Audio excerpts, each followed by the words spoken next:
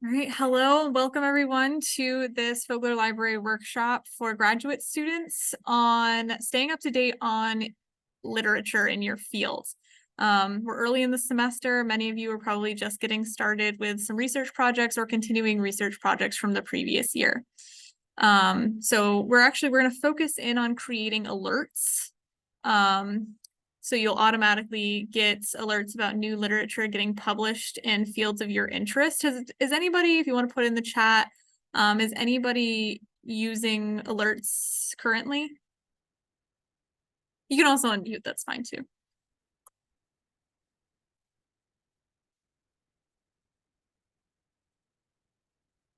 Not currently. Okay, great. So many of our databases and also journals themselves will allow you to set up search alerts. So that's what we're going to focus in on today. They are really helpful. I have several set up. It's probably helpful to mitigate a little bit so that your email doesn't get spammed. But I am a subject librarian at Fogler who ranges across 7 different subjects. So I try to stay up to date with new things coming out in all of those fields. You might want to be a little bit more specific in where you put your alerts. And as I said, I am a subject librarian at Fogler Library. That means that I specialize in subjects like chemistry and physics and biomedical sciences. There are also librarians who focus on English and history. So if you have questions about what are some good places to get search alerts for your field, I'm going to show you at the end of this session to make sure that you know who to contact about making those choices. So I'm going to go ahead and share my screen. Jump into...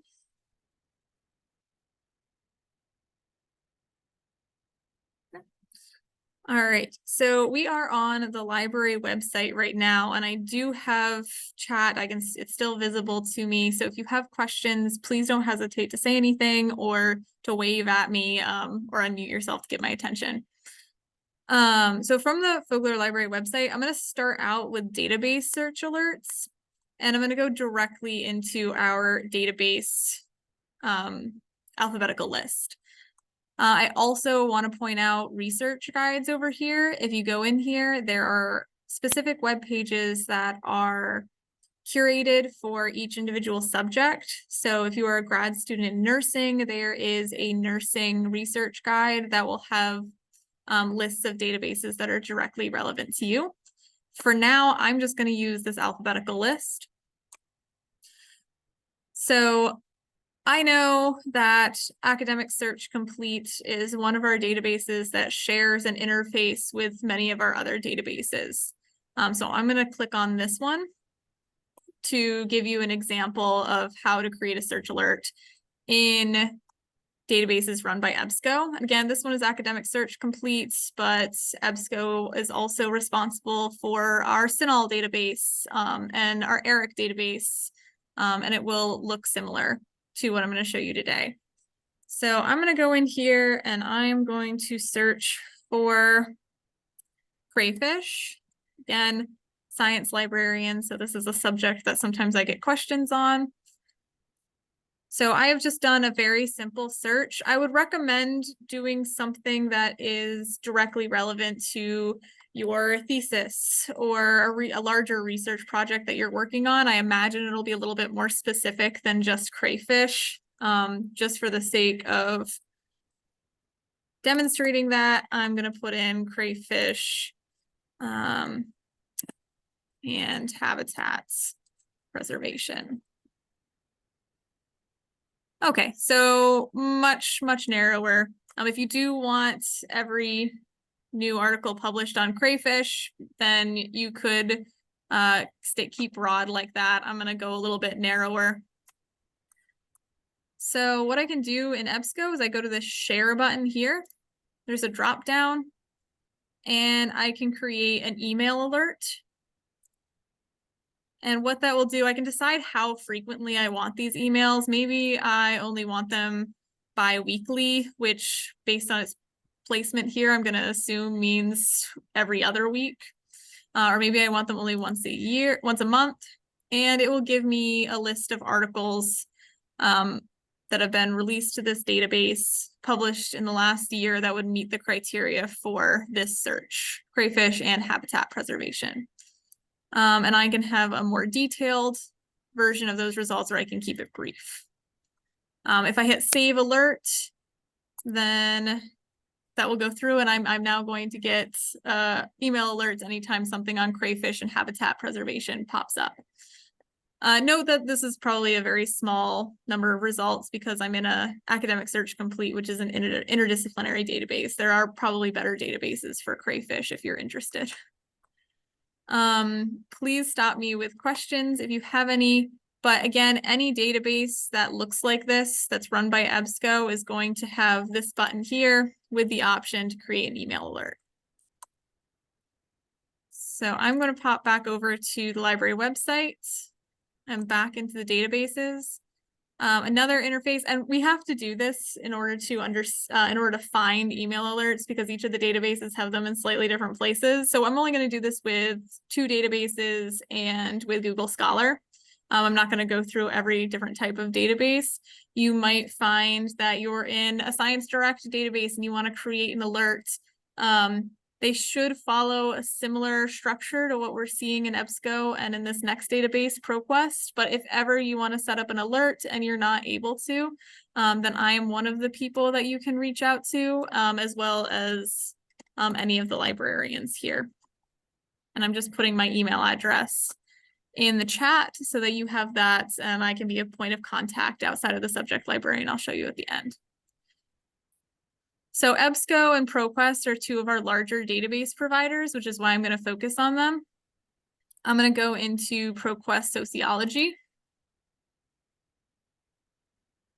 All right, and I can see that I was searching vaccine hesitancy in here earlier, so I'm just going to stick with that search.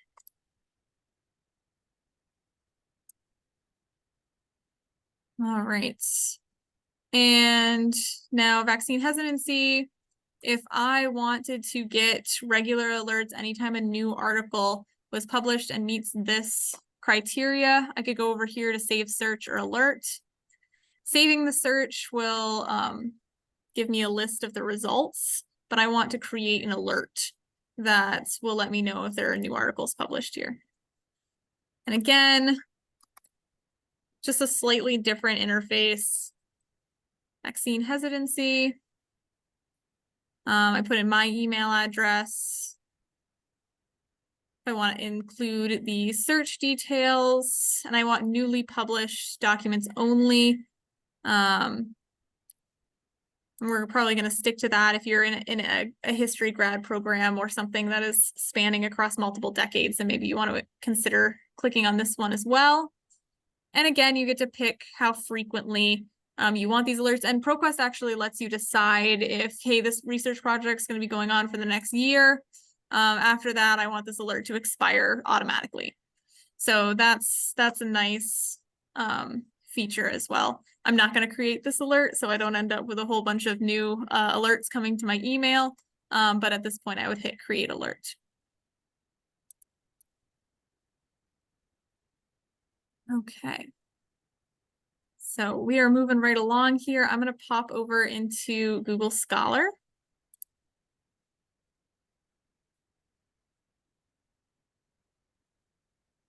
And if anybody, I mean, I know you have your laptops or some sort of device going while you're doing this, please feel free to try out some of these search alerts. And if you run into problems, let me know, because now is a great time for me to troubleshoot that, and people can use that in the future. All right, so I'm going to go into Google Scholar, and I'm going to, again, search vaccine hesitancy.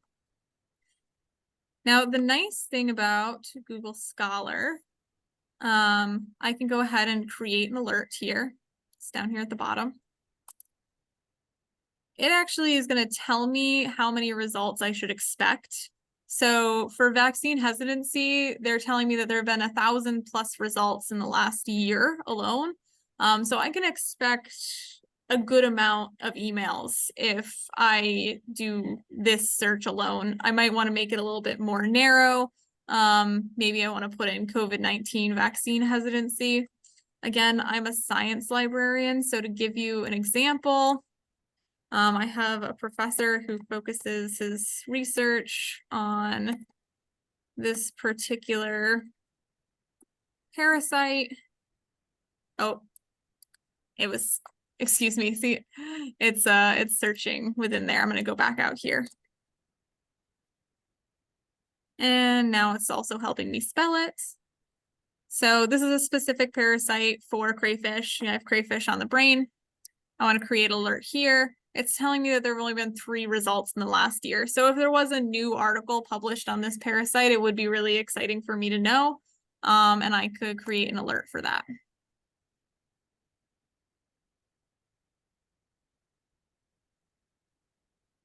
And because I'm logged in, we all have Google accounts because of through the University of Maine, so it does know who I am and can send that alert to me. Okay. Great. So Google Scholar, a database that maybe you use Web of Science really frequently, maybe use JSTOR really frequently, consider setting up a search alert with them. And that way, anytime there are new articles on your topic, you have them right away. Now, maybe you in your area focus specifically on a journal. Maybe you're always reading JAMA or Nature, and you prefer to just keep track of articles published in those journal publications. That is also an option. And I saw one person say that they get notifications from a professional organization. So this is Cell Press. Cell is a publication for the sciences. You can see, so this is one of the things about journal publications is that with the databases, for the most part, I think Web of Science might be an exception. You don't need to create a separate account, but for journal publications, you do typically need an account, which is free. You want to make an account, not subscribe, because the library has done that for you. We don't want you to be giving them money. Your tuition does that. So create a free account in your journal publication of choice. Somewhere on the website, there is an option to create alerts. I recommend utilizing Control F. Some of them, like the American Institute for Physics, I know has a really clear button for setting up alerts. Cell Press, not so much. So I hit Control F and I looked for alert. And it is all the way down here in the bottom in very small prints. And if it wasn't for Control F or Apple F, if you're using an Apple computer, I almost certainly wouldn't have found it. So I click on publication alerts and I have since been logged out of my account.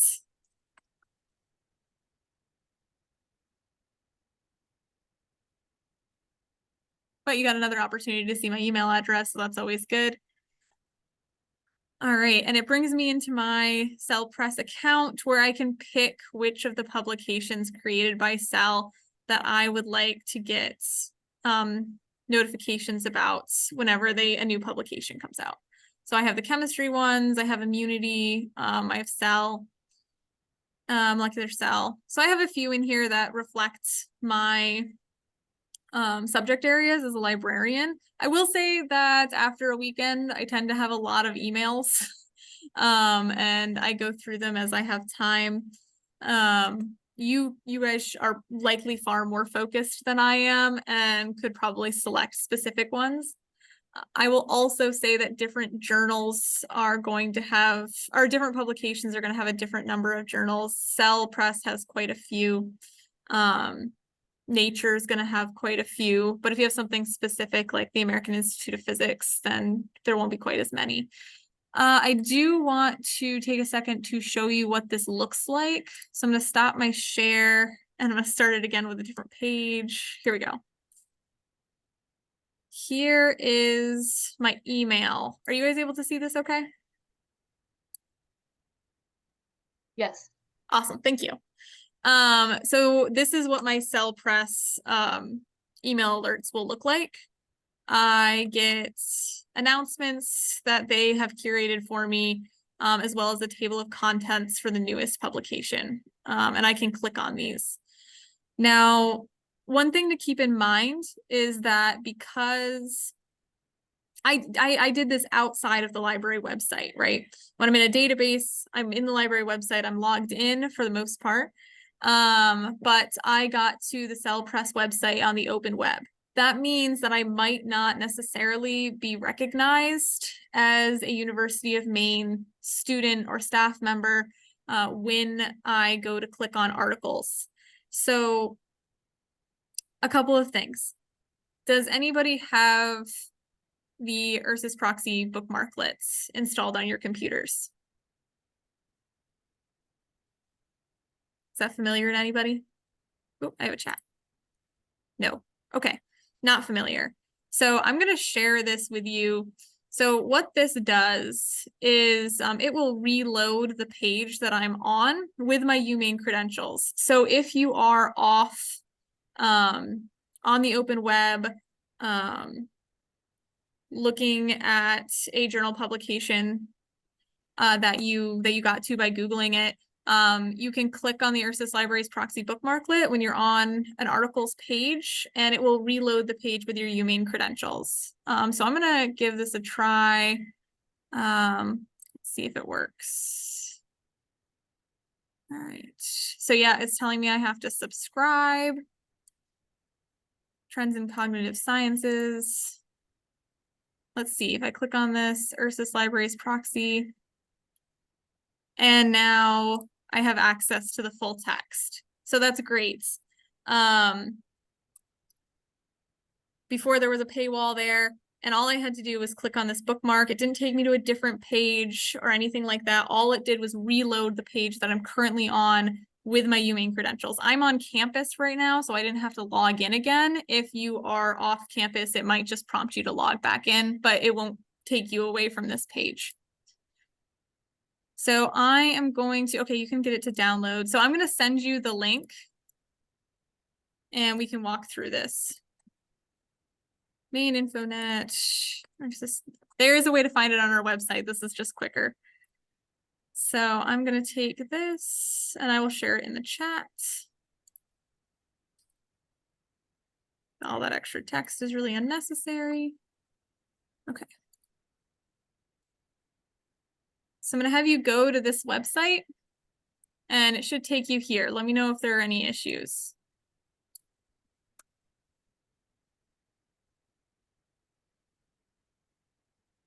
All right. So on this page, it's got instructions for how, okay, great. It has instructions for how to install this bookmark from all the different browsers. So for Google Chrome, which I'm using, all I have to do is take this link, click, and just drag and drop it into my bookmarks bar. If I'm using Firefox, it recommends to right-click to click and drag. The most important thing to install this is that you have to have your bookmarks bar visible.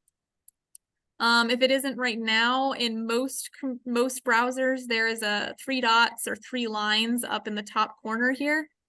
If I click on that, there is a bookmarks section, and I can click Show Bookmarks Bar. Okay. Any issues or questions with getting that installed?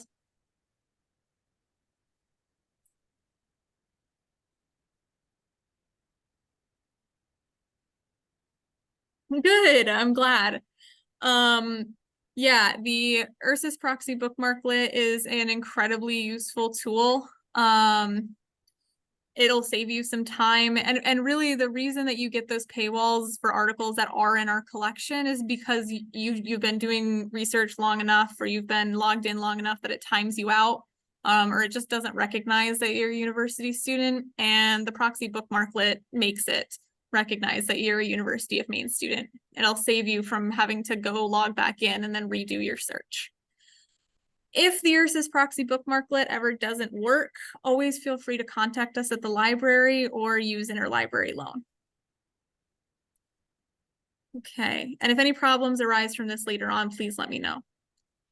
Now, if the Ursus proxy bookmarklet doesn't work, and again, I'm showing you this because your journal publication email alerts might take you outside of the out of the library website where you don't have to log in quite so frequently. If I go to the library website, there is a eJournals button here.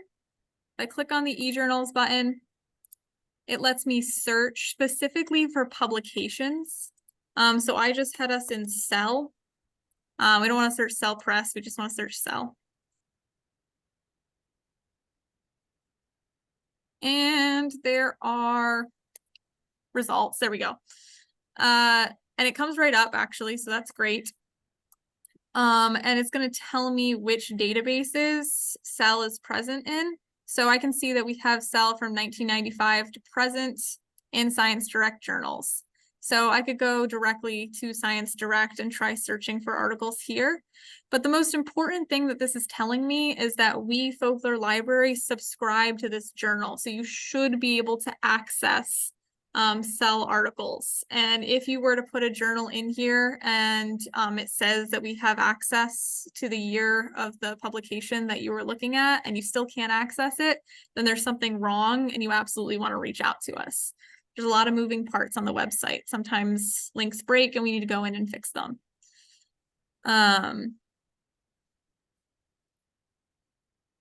So just another step where you can check to make sure that you do or don't have access because you should. Okay. The last thing that I want to show you is that we just went into a journal publication that I keep tabs on, but I mentioned these research guides earlier. If I go into, I'm a physics librarian, so I'm going to go to the physics research guide. If you are Earth and climate science, there's one for you. There's an education one, new media, Native American studies. Please feel free to explore these. They do have useful tips and tricks for your areas. For example, this is my physics guide, and I have a list of professional associations on this guide. So if you were a physics student and you wanted to keep up to date on relevant publications, you could look at this list and say, okay, I'm going to go to American Institute of Physics, see if they have any publications that I can create an alert for. Again, don't create subscriptions. We've already done that. But you can create alerts for them. So if you need ideas for places to do this, your research guides are a good spot.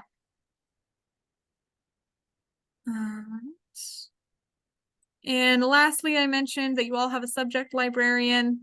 I listed out a few that I am. If you go to the library website, there is, I just scrolled down a little bit to the contact us. There is a list of subject specialists. So if you do have questions about what are some good places to create alerts to, some good databases, some good journal publications, and you're in business administration, then John Hutchinson is the person to reach out to about that. If you are in education, Amber Gray is the person to reach out to. So this is an alphabetical list of all of our programs with the contact information for the relevant librarian. So this is where you would go for that information. I gave you my email address. You're welcome to reach out to me. But with questions like what is the best journal publication for ecology and environmental sciences, I'm almost certainly going to have to refer you to Christopher for that. Okay. So we have a couple of minutes for questions. Is there anything that I spoke about or anything you wish I had spoken about?